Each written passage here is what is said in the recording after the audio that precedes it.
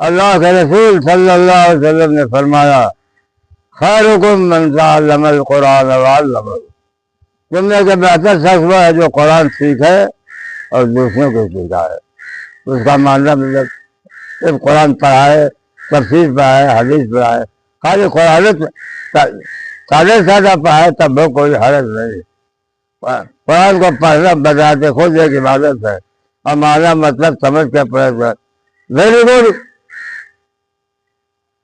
اس لیے بہتر تم میں کا بہتر ہوا ہے کہ جو قرآن پڑھے۔ خوش نصیب وہ لوگ ہیں جو زندگی بھر قرآن پڑھتے ہیں اور پڑھاتے ہیں، اسی میں زندگی گزر جاتی ہے۔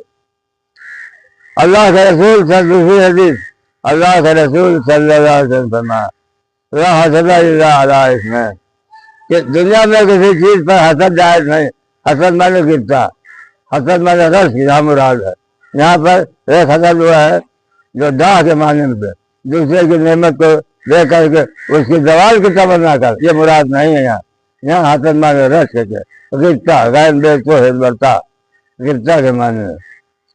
تو دنیا میں جو چیزیں ایسی ہیں جس پر حسد کر سکتے، رس کر سکتے۔